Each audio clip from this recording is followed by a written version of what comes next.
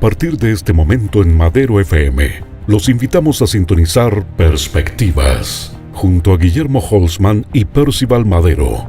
Un análisis de la actualidad nacional e internacional. Perspectivas, a esta hora en Madero FM. Bienvenidos. Bienvenidos, distinguidos auditores y televidentes, nuevamente en nuestro programa Perspectivas, que hacemos semana a semana con nuestro distinguido colega y amigo Guillermo Holzman, a quien siempre le agradecemos la voluntad, la disposición, el cariño que tiene por nosotros para estar todas las semanas trayéndonos su mirada, su visión respecto de temas nacionales e internacionales. Guillermo, gusto saludarte y gracias por estar acá. ¿Qué tal, Percival? Un agrado saludarle a todos ustedes también, y como siempre, ¿no? La verdad, verdadero un agrado poder aportar por lo menos un granito de arena y que todos tengamos una mejor opinión, una mejor visión, una visión más amplia, si se quiere, en lo que está pasando en Chile y en el mundo. La semana pasada dejamos planteado un tema que fue muy importante respecto de lo que había ocurrido con los hechos que habían ocurrido en Tiananmen,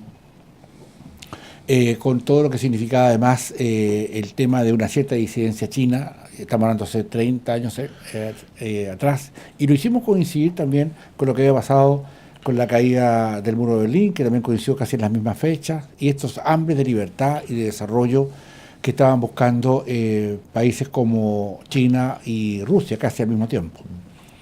Han pasado 30 años de esto, y hoy día tenemos a una China totalmente distinta, muy empoderada, con una capacidad de, digamos, de poder en el mundo muy importante, donde ha diseminado poderes económicos en África y en América Latina, en todo el mundo particularmente, para asegurarse materias primas. Pero también un tema que nació, a mi juicio, lo suficientemente bien tratado, Guillermo, y que tiene que ver, como China no participó en las guerras mundiales, ni en la segunda, no sabemos exactamente su poder y sus capacidades militares, sabiendo que las tienen, salvo que, no sé, Napoleón en su momento decía, ya no molesten al león, digamos, no despierten al león.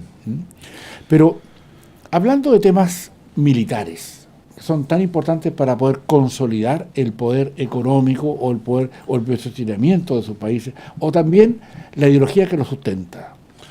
¿Cómo estamos en eso y qué, a tu juicio, qué se ve de esto? Porque tal vez esta guerra comercial chino-norteamericana nos lleve también a establecer también los criterios de una cierta amenaza de que esto podría escalar en el peor de sus escenarios a una cosa armada. ¿Qué crees tú de esto? A ver, la primero, digamos, para poder ubicarnos, en la Guerra Fría lo normal era poder comparar las capacidades de Estados Unidos y Europa con la de Rusia. Unión Soviética primero, Rusia después. Y esa capacidad estaba asociada a los misiles intercontinentales nucleares. Bien. O sea, la idea de que la destrucción mutua estaba asegurada porque Putin o Trump hoy día podían apretar un botón rojo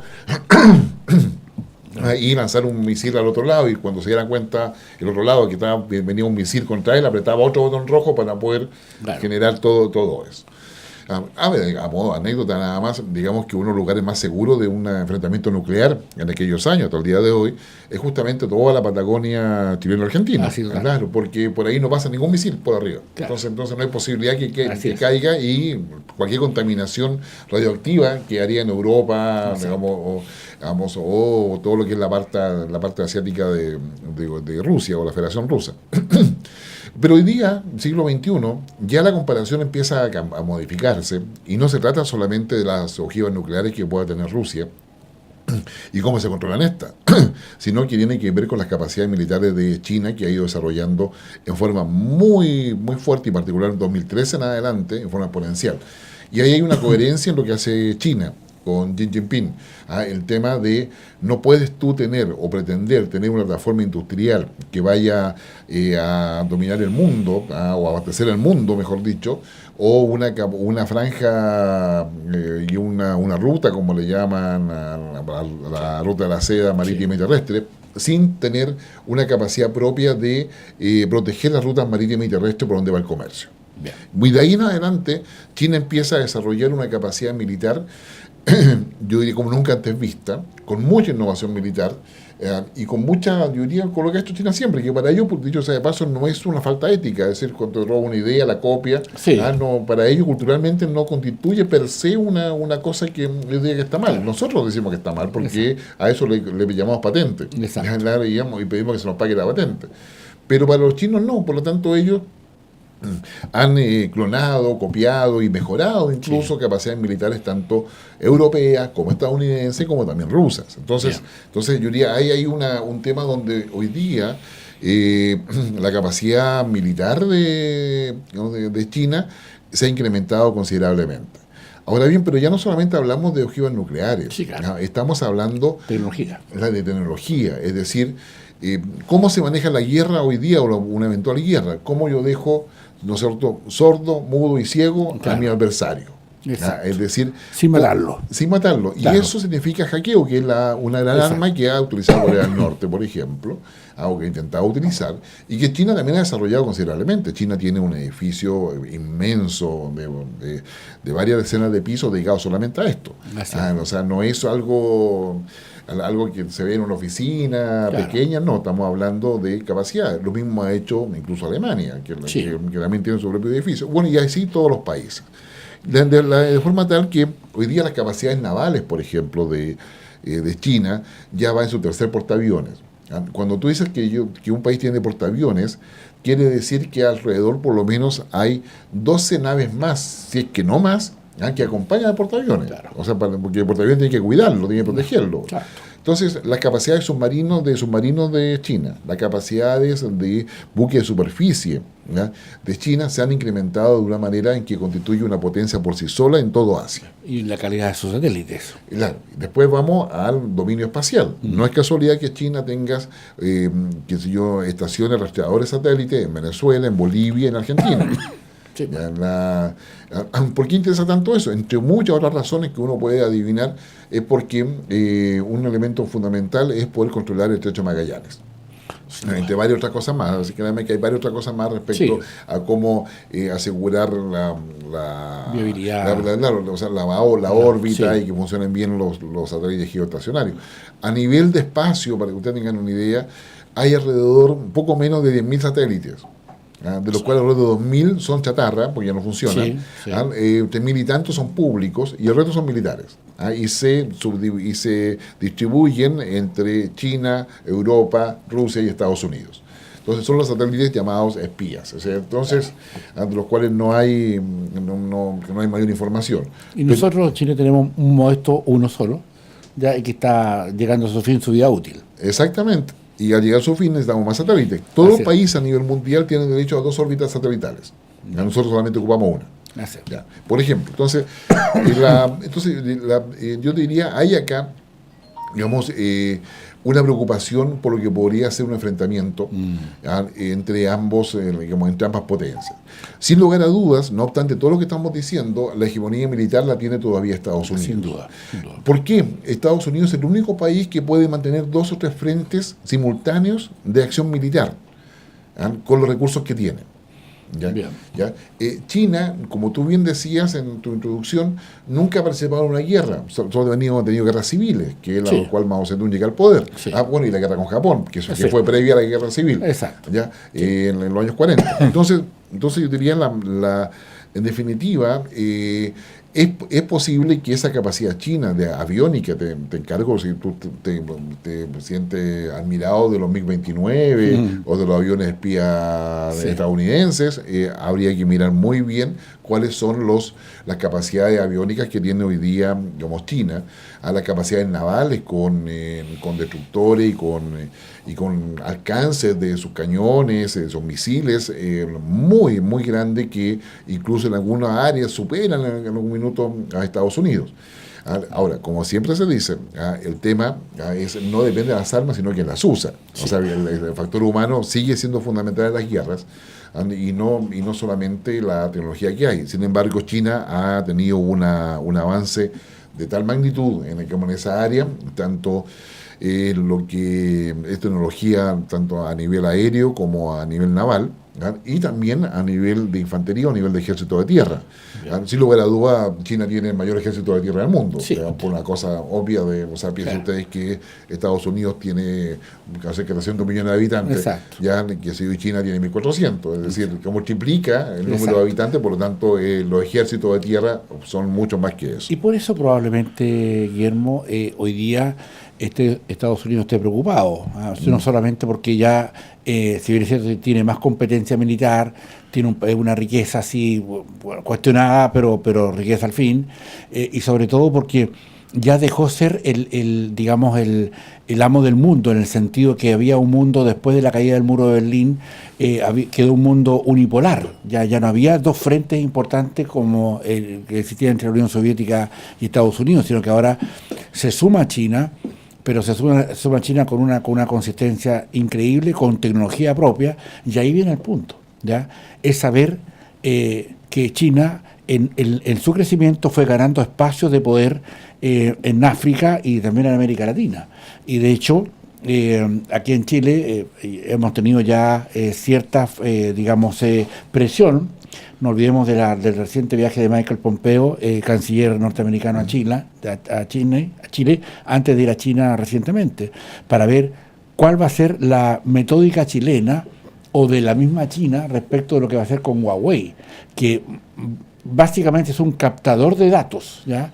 Y que los teléfonos que se hizo hoy día, esos teléfonos que están prohibidos en Japón, están prohibidos en Canadá, en algunas partes de Europa, captan información de personas relevantes. Estamos hablando de generales, de jueces, etcétera. No, y capta cualquier información. A ver, para imaginarnos un poco lo que estamos hablando, ¿ya? Claro, porque uno lo ve de perspectiva de la experiencia que tiene. O sea, como piensen ustedes que con Percy nosotros aprendimos computación, qué sé yo, con el Fortran 4. Fortran 4, o sea, claro. Que hoy día hay una arqueología de la computación. Estamos hablando hace 40 años atrás, distinguidos auditores. Así es. Entonces, acá hay dos cosas que necesito entender. Inteligencia artificial, por una parte, y lo otro, Big Data. Inteligencia artificial significa que los teléfonos, probablemente usted le pasa, que porque es una pequeña muestra de lo que es, que usted de repente entró a Google a buscar, qué sé yo, me gustaría ir, no sé, qué sé yo, a Cancún, y empieza a buscar Cancún. Y después, cada vez que usted abre su teléfono, el computador, le sale publicidad de Cancún, vuelo a Cancún, hotel en Cancún, qué sé yo. Oferta. Bueno, eso es inteligencia artificial. Inteligencia artificial, digamos, combinado con Big Data. Tomaron esa búsqueda que usted hizo, ubicaron el computador en el cual usted la hizo, ubicaron los dispositivos asociados a su persona, llámese teléfono, iPad, el computador de la oficina, y cada una de esas cosas tiene un número identificatorio. Es decir, una huella digital. Exactamente, una huella digital.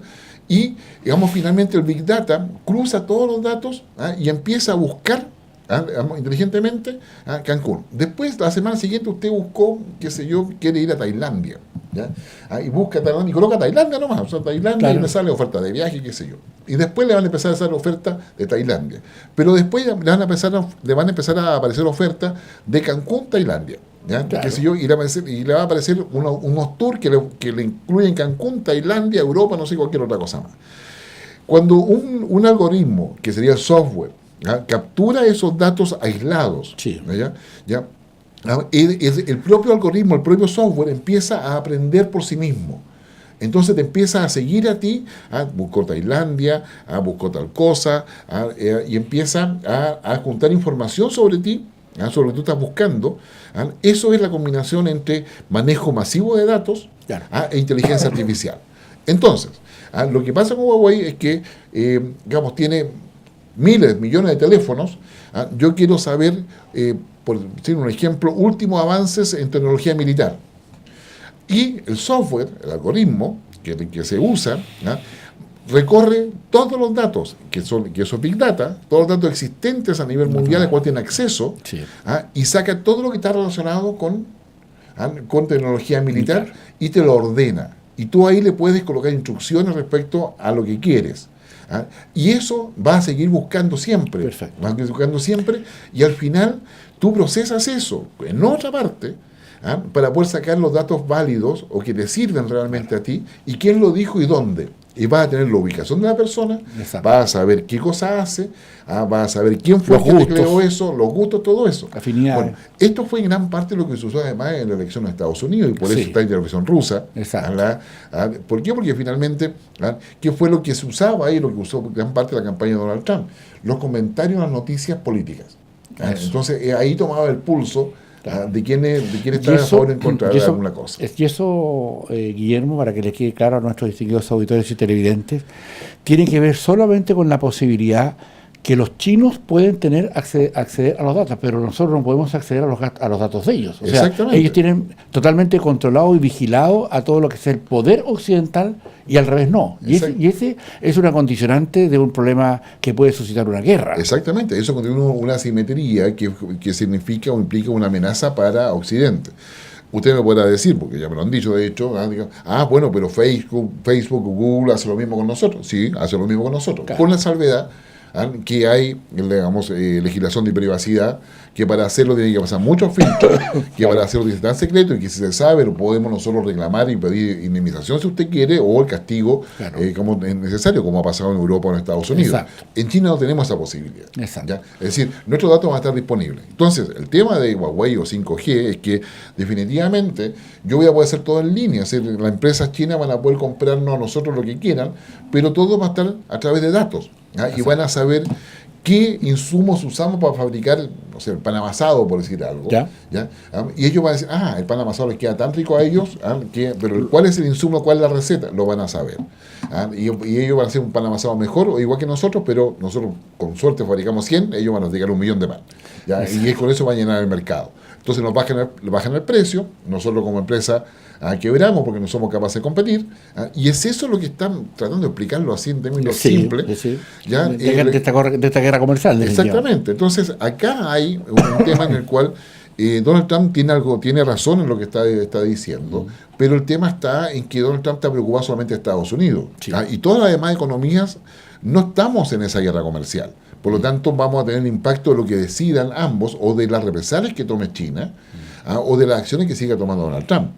Y eso sí nos está generando un impacto mucho mayor, porque puede ser que para Chile nos dé lo mismo que esté todo en línea y sepan todo lo que hacemos. Sí. Porque nosotros no tenemos mucha innovación, porque la tecnología que usamos es la que fue fabricada en Europa, en Estados Unidos. Que nuestra incidencia comercial en el mundo es menos del 0%. Claro, exactamente. Entonces yo diría, hay acá un tema donde no cabe duda para algunos, que un poco la trampa de Tucídides, como se ha dado de ver en algunos análisis, donde en definitiva esta asimetría, digamos, comercial, militar o tecnológica que se está produciendo, y donde Estados Unidos quiere evitar que China siga avanzando, efectivamente puede terminar en una confrontación bélica, sí, pero no va a ser una confrontación bélica al estilo Segunda Guerra Mundial. Exacto. Va a empezar primero por dejar, como decíamos al inicio, ciego, sordo y mudo a mi adversario. Esto significa, imagínese usted solamente de que nuestro país quedara sin electricidad por 10 días. ¿Ya? Claro. Por 10 días. O sea, digamos, incluso puede ser 20. Ya 20 sería peor. O sea, es decir, si ya tenemos problemas con los cortes de luz por los temporales, los vientos, sin agua, etcétera, imagínense, el ser humano no puede vivir sin agua, de partida. O sea, podemos vivir sin luz, pero no sin agua. Exacto. No puede hackear todos nuestros servicios. Exactamente. Entonces, finalmente, ¿qué haría usted sin teléfono? Yo le pregunto, o sea, dígame 10 números de personas, digamos, de números telefónicos de personas cercanas a usted. No, antes uno se lo sabía todo, claro. Digamos, marcaba, qué sé yo. Hoy día no es necesario porque el teléfono te hace todo. ¿Cómo llego a tal parte? Waze, qué sé yo, claro, o la aplicación que sea. Exacto. ¿Dónde compro esto? Claro. ¿Dónde está más barata? Claro, entonces, hoy día, sin luz, la economía colapsa. Y que es nuestra mayor debilidad. Sin luz colapsamos. O sea, piense usted, Venezuela es un triste ejemplo de ello, y dramático ejemplo además, y trágico. Pero nosotros sin luz, o sea, los supermercados dejan de funcionar porque las cajas no funcionan. Los hospitales, la gente, todo. Entonces, la guerra empieza por ahí, por el hackeo, que corta la luz, corta las comunicaciones, sí, no hay teléfono, claro, y estás en una situación completamente debilitada. claro, Y eso exacto, es probablemente, digamos, la primera expresión de la guerra. Posteriormente, una vez hecho eso, porque los países van a reaccionar, sí, claro, los países como Estados Unidos, las potencias tienen capacidad de poder claro, reemplazar la luz con equipo, exacto, con otras tecnologías. Después va a venir el enfrentamiento naval. sí, ¿Ya? Digamos, sí, y después vendría sí. eventualmente digamos, el enfrentamiento espacial, y después la idea de invasión. Ahora, Guillermo, para todos los efectos de una guerra, digamos, ya que no es una guerra, digamos, convencional en su inicio, yo creo que a estas alturas todos los juegos de guerra que se enseñaban digamos, en materia de, no sé, pues, digamos, de los estados mayores, de las maneras de inteligencia, etcétera, hoy están plenamente superados. O sea, hoy día, aparentemente, con todo este cruce de datos y con toda esta capacidad de poder saber qué es lo que crees, qué es lo que dices, qué es lo que piensas, qué es lo que estimas, qué te gusta, qué no te gusta, aparentemente también los sistemas de inteligencia quedaron muy claros. Nosotros no sabemos, ni vamos a poder saber nunca, cuáles son digamos, las relaciones sociales, por ejemplo, de un general chino, por ejemplo, que hacen sus hijos. Es imposible. En cambio, ellos sí lo saben, porque los hijos de nuestros generales, los almirantes, los jueces, los supremos, los ministros, publican y dejan que sus hijos publiquen sus fotografías en Instagram, o que hagan comentarios a través de las redes sociales, que se saben todo finalmente. Exactamente, porque nosotros tenemos los problemas, qué sé yo, de todos los conflictos y violencia que está basada en las redes sociales, porque publicamos todo. Entonces, y por lo tanto se accede a todo eso. Sí, ¿No? sí. No es difícil hacerlo. En cambio, con los países asiáticos y China en particular, es mucho más difícil, Ahora, mucho más Guillermo, complicado. el punto está en esto. Los occidentales, particularmente en el caso de Chile, ya lo hemos conversado en otras perspectivas, ¿qué vas digamos, cómo vamos a estar, digamos, vamos a estar al lado de Estados Unidos, por la presión que tiene, o al lado de China? Tenemos que resolver ese dilema y no transformarlo en un falso dilema. Nosotros dependemos de China tanto como dependemos de Europa o de Estados Unidos. Partiendo de esa premisa, la pregunta primera es que tenemos que buscar aliados que vayan en ese sentido, y que tengan el mismo dilema nuestro. Por ejemplo, el caso de Australia. Australia depende más de un 30% de su economía de China, al igual que Chile. Claro. Chile, digamos, y tiene toda una vinculación con la Commonwealth, o sea, con Reino Unido, ¿no es cierto?, con Estados Unidos. Por lo tanto, deberíamos conversar con ellos. Porque tiene el mismo dilema. O sea, y nosotros no podemos sobrevivir sin China.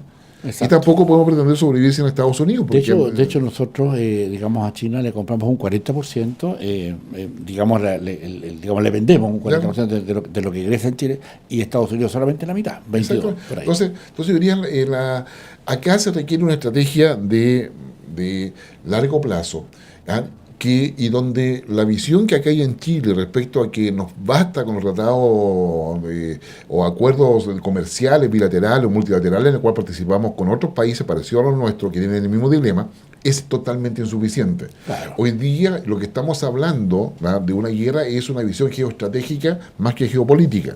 Sí. No es la conquista de territorio solamente, sí. No, es más geoestratégico. Entonces, para eso se requieren acuerdos políticos, y no se puede pretender transformar los acuerdos comerciales o económicos en acuerdos políticos. Digamos, se requiere acuerdos políticos, y ahí es donde yo creo que Chile tiene que empezar a buscar qué países, puede ser Australia, puede ser Japón, puede ser Taiwán, por ejemplo, sí. Que viven, o sea, diría yo, Taiwán depende de China, más allá de que China diga que hay una sola China, digamos, pero digamos, Japón lo mismo, Corea del Sur lo mismo. Entonces yo creo que hay varios países que estamos en la misma, y donde sí podemos tener una misma visión, y obligar a China, evitar que China haga lo que siempre hace, la negociación uno a uno, claro. Donde siempre impone sus condiciones. Total. Porque si lo hace así, en definitiva, nos aleja de Estados Unidos y de toda una tradición histórica y cultural que tenemos con ellos. De momento, lo convertimos en más líder de lo que es, dado que le entregamos un 20% de nuestro litio a través de la empresa estatal china que se llama Tianqi, sin haber retribuido para Chile ninguna consecuencia favorable en términos de inversión futura. Exactamente. Guillermo, llegamos al final de nuestro programa. Interesantísimo la perspectiva que hemos tratado hoy día en Perspectivas, y los últimos segundos para que te puedas despedir de nuestra distinguida audiencia. No, muchas gracias. La verdad que es un privilegio poder conversar y poder interactuar y generar, yo diría, lo que decíamos al inicio del programa, una información que le pueda aportar a ustedes mayor conocimiento, mayor información, esté o no de acuerdo con lo que estamos nosotros señalando acá.